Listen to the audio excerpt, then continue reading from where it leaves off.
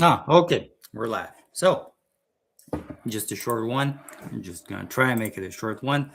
Uh, so about the hourglass, because you sometimes hear this hourglass is going to lapse its sand in or grains, whatever, in 20 minutes, or liquid, because not all hourglasses work on the grain dropping principle. Some of them work on fluids.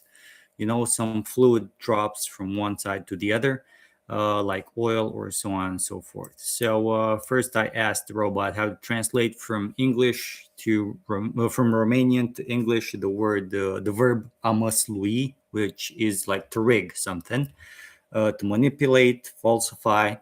And then it said the concept of the Egyptian hourglass refers to the Clepsydra water clock, as the true sand filled hourglass likely originated later, possibly in Europe or China. Uh, Factors, let's just skip to the, or no, okay, let's read all of it. What's interesting, I want to reach this part: speeding up or slowing down, how you can rig it, because many of them claim, oh, this hourglass is exactly this amount of time. You perceive time differently. You don't know that it's been just 1 minute when in fact it's been 1 hour, or stuff like that, you know. And Albert Einstein said that time is relative, because it depends what you're doing, what you're focusing your attention on, stuff like that. And maybe sometimes it applies. I'm not gonna go into detail. I'm not gonna debate the subject. I'm gonna stick on the hourglass manipulation thing for now, like no, and similar stuff to dice rigging. So as I was saying, um, unlike water, which flows faster when the container is full due to pressure, sand flows at a nearly constant rate, regardless of the amount remaining in the top bulb. This is due to force chains where sand grains support each other's weight against the glass walls rather than pressing down on the exit. Factors affecting flow rate. The speed at which sand falls is determined by specific physical properties. Neck diameter. This is the primary regulator. A wider opening allows more grains to pass simultaneously. The flow rate is roughly proportional to the neck area, grain size, and shape. Coarser, rounder grains flow faster and more consistently. Fine or angular sand creates more friction and interlocking, slowing the flow. Gravity. Oh, okay. Let me just show you what I'm reading, because I don't want you just looking at my face while I'm doing it. Gravity. The flow speed is directly tied to gravitational acceleration. The noted in physics in Romania, like in the European Union, I think most of us use the small G letter symbol for the gravitational acceleration.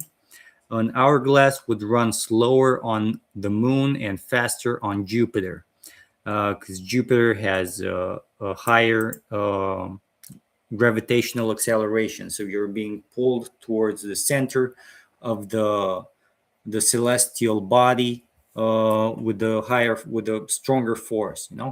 Grain density.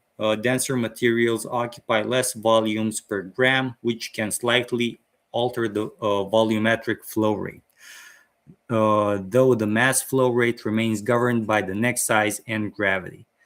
Why sand jams or stops? Sand can stop flowing, jam, due to a phenomenon called jamming transition, where granular material acts like a solid instead of a liquid.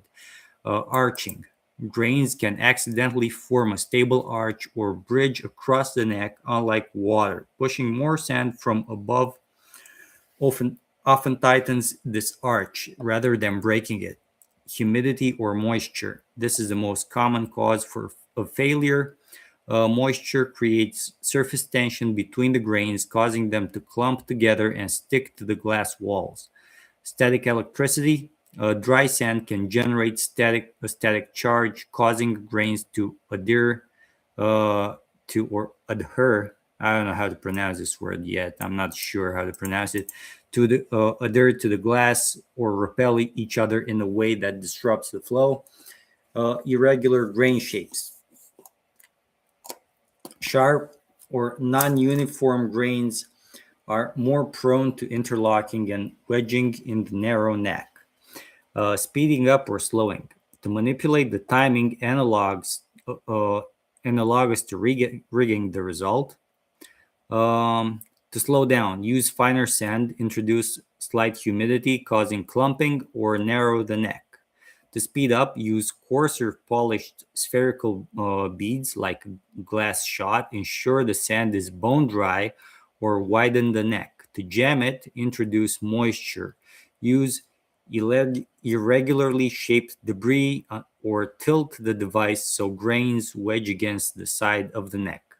Now, I'm sure there are more ways of rigging an hourglass, especially if you're going to show how the hourglass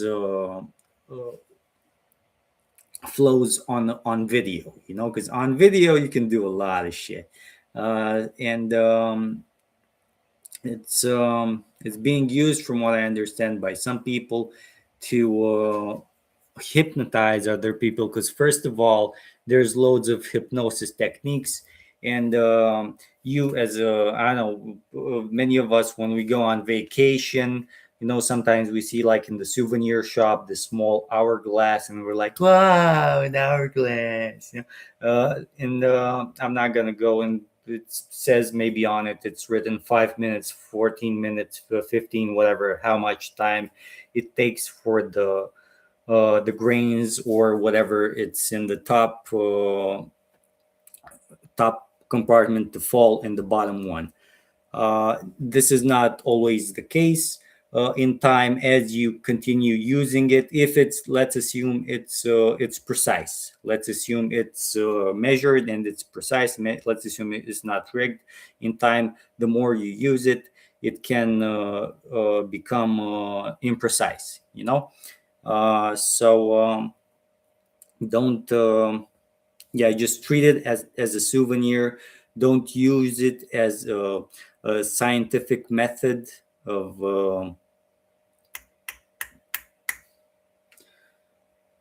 authenticating things. Don't be I'm gonna abstain from using that word. Okay, don't be just be blessed, be vigilant. Hallelujah.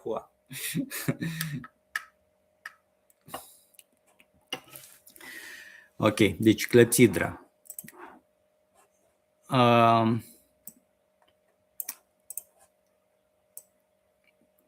Cum se traduce din română în engleză verbul a măslui? Nu o să intru acum în chestia asta cu măsluitul la zaruri.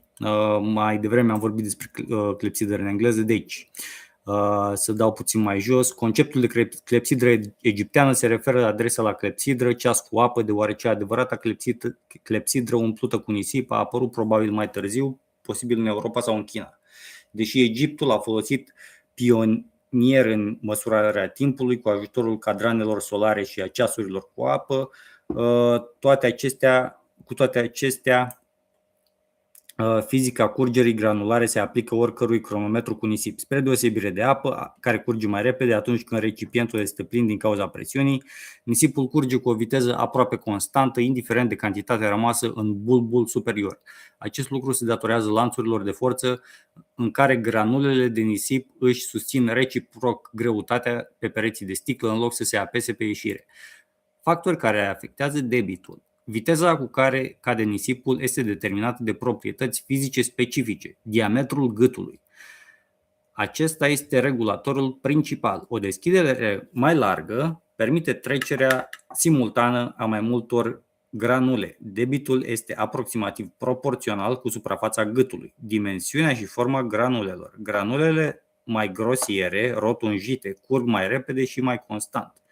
Nisipul fin sau angular creează mai multă frecare și interblocare, încetinind curgerea. Gravitație. Viteza curgerii este direct legată de accelerația gravitațională.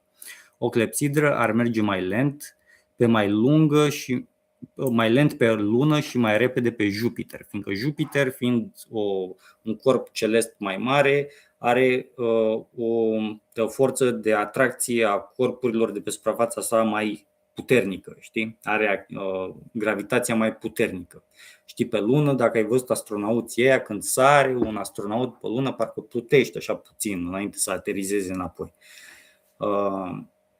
Știi, și steagul ăla parcă nu flutura, parcă stătea mai staționar, deși unii zic că a fost trucat. În fine, nu vorbim acum neapărat, fiindcă și pe Pământ poți genera, să zicem, un mediu în care, știi, fiindcă te gândești la stațiile spațiale și vezi astronauții cum plutesc pe acolo, cum fac moleculele de apă în stația spațială unde este lăsat, acolo stau oamenii fără gravitație, cum ar veni. Știi ce spun? Și le vezi că nu levitează, plutesc așa, știi ce spun, fiindcă nu există gravitație.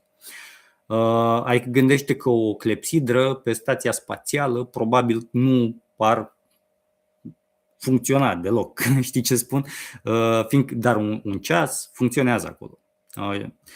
Fiindcă curentul tot circulă prin spațiu. Așa. Deci, densitatea granulelor. Materialele mai dense ocupă un volum mai mic pe gram, ceea ce poate modifica ușor debitul volumetric, deși debitul masic rămâne guvernat de dimensiunea gâtului și de gravitație. Fizica curgerii nisipului în clepsidră. De ce se blochează sau se oprește nisipul? Nisipul se poate opri din curgere, se poate bloca din cauza unui fenomen numit tranziție de blocare, în care materialul granular se comportă ca un solid în loc de un lichid. Arcuire. Granulele pot forma accidental un arc stabil sau o punte peste gât. Spre deosebire de apă, împingerea mai multului nisip de sus strânge adesea acest arc în loc să-l rupă. Umiditate.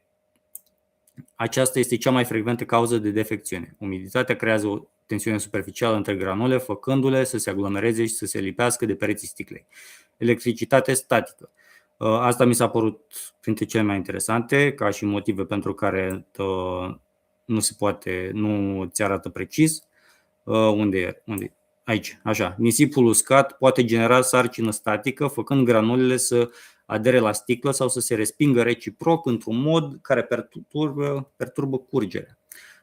Forme neregulate ale granulelor. Granulele ascuțite sau neuniforme sunt mai predispuse la interblocare și blocare în gâtul îngust. Accelerarea sau încetinirea. Pentru a manipula sincronizarea în paranteză, analog cu manipularea rezultatului. 2 puncte. Pentru a încetini, folosiți nisip mai fin, introduceți umiditate ușoară care provoacă aglomerare sau îngustați gâtul. Pentru a accelera, folosiți bile sferice sau mai grosiere, lustruite, cum ar fi alicele de sticlă. Asigurați-vă că nisipul este complet uscat sau lărgiți gâtul. Pentru a-l bloca, introduceți umiditate. Utilizați resturi de formă neregulată sau înclinați dispozitivul astfel încât granulele să se fixeze pe partea laterală a gâtului. Ok? Am uitat să menționez în engleză că în spațiu, după cum este evident, dar probabil nu trebuie să le menționez asta în engleză, că ar trebui să-i ducă capul, știi? O clepsidră nu o să-ți funcționeze pe stația spațială, da? Fiindcă nu ai gravitație acolo, știi? Și după cum am zis și mai devreme, într-un mediu unde accelerația gravitațională este mai mare sau mai mică, tot așa clepsidra va curge mai repede sau mai încet, pentru că granulele respective vor fi atrase cu o forță mai mare să cadă. Și atât pentru moment. Rămâi binecuvântat, rămâi vigilent. Aleluia!